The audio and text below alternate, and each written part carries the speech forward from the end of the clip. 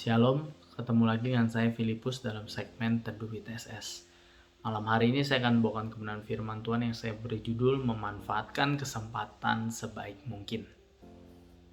Kita tahu ada istilah dunia mengatakan bahwa kesempatan emas tidak akan datang dua kali atau kesempatan emas hanya datang satu kali. Mengapa demikian? Karena menurut istilah atau peribahasa ini bahwa dalam kehidupan kita hanya bisa mendapatkan kesempatan emas satu kali saja. Kita tidak mungkin mendapatkan kesempatan yang serupa dalam berkali-kali. Kalaupun ada kesempatan yang kedua, yang ketiga, dan yang keempat, dan seterusnya, itu tidak sebagus atau tidak setinggi atau tidak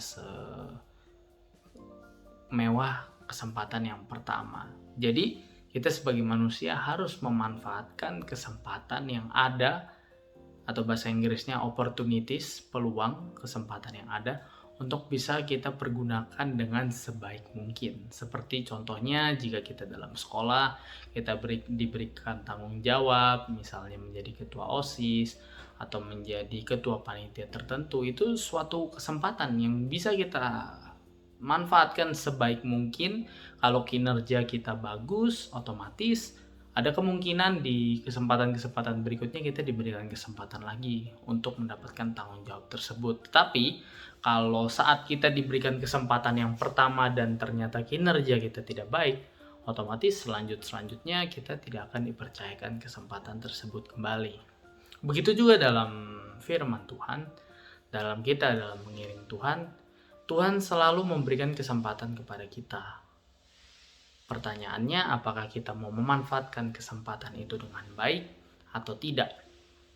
Mari kita buka satu ayat dalam 1 Korintus 15 ayat yang ke-58. Saya bacakan. Karena itu saudara-saudaraku yang kekasih, berdirilah teguh, jangan goyah, dan giatlah selalu dalam pekerjaan Tuhan. Sebab kamu tahu bahwa dalam persekutuan dengan Tuhan jeripayamu tidak sia-sia. Ayat ini mengatakan untuk kita selalu berpegang teguh dan jangan goyah. Tentu kita selalu mendapatkan kesempatan untuk bisa melayani Tuhan. Baik itu melayani Tuhan dalam gereja, melayani Tuhan dalam komsel, dalam ibadah-ibadah, baik itu yang di atas mimbar ataupun di bawah mimbar, atau pelayanan sekecil apapun yang mungkin tidak diperhitungkan atau tidak dilihat manusia, tetapi itu akan selalu diperhitungkan dan dinilai oleh Tuhan. Problemnya, pertanyaannya, masalahnya adalah apakah kita mau memanfaatkan kesempatan tersebut. Ada pujian berkata, hidup ini adalah kesempatan. Hidup ini untuk melayani Tuhan. Hidup ini adalah kesempatan untuk kita bisa melayani Tuhan. Jadi kalau pada malam hari ini kita dipercayakan, kita diberikan kesempatan untuk melayani Tuhan, alangkah lebih bagusnya untuk kita boleh memanfaatkan kesempatan itu dengan semaksimal mungkin. Untuk kita jangan goyah dan kita selalu giat selalu dalam pekerjaan Tuhan.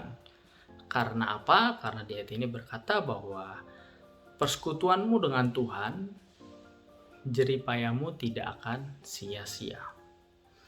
Lalu kemudian dalam kita mengambil kesempatan dalam melayani Tuhan, kita juga tidak boleh bersungut-sungut.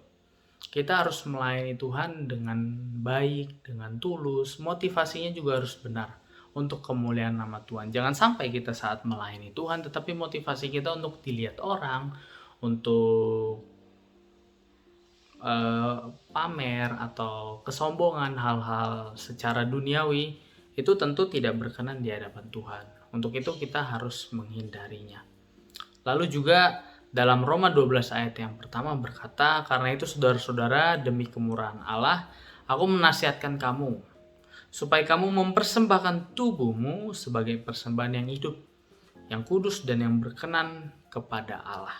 Itu adalah ibadahmu yang sejati. Ayat ini jelas mengatakan bahwa kamu harus, supaya kamu mempersembahkan tubuhmu sebagai persembahan kepada Tuhan. Jadi kita harus mempersembahkan tubuh kita kepada Tuhan. Seperti dalam ayat yang lain ada orang yang diberikan kesempatan diberikan 1 talenta, ada yang diberikan 3 talenta, 5 talenta, lalu ada yang mengembalikan lebih, ada yang tetap segitu-segitu aja. Nah, ini juga kita dalam melayani Tuhan, kalau kita mempunyai suatu kesempatan untuk boleh melayani Tuhan, kita harus bisa memanfaatkan kesempatan itu sebaik mungkin. Kita kembangkan talenta yang kita miliki, yang tadinya 1 bisa jadi 2, jadi 3, jadi 4. Kita kembangkan terus, dan yang terpenting itu semua untuk hormat kemuliaan nama Tuhan. Dan yang terakhir adalah kesempatan yang kita ambil, kita harus melakukannya dengan sungguh-sungguh. Roma 12 ayat 11 berkata, "Janganlah hendaknya kerajinanmu kendor. Biarlah rohmu menyala-nyala dan layanilah Tuhan." Nah, ini adalah mungkin bagian yang cukup sulit, karena kebanyakan manusia itu dalam memulai sulit, tapi lebih sulit lagi untuk mempertahankan. Bagaimana cara ngebuat konsisten, bagaimana caranya supaya tidak terombang-ambing, tidak naik turun, rasa semangatnya tidak berubah-ubah. Ini yang maintenance ini yang terlihat lebih sulit daripada kita saat memulai. Untuk itu ayat ini jelas berkata, "Janganlah hendaknya kerajinanmu kendor.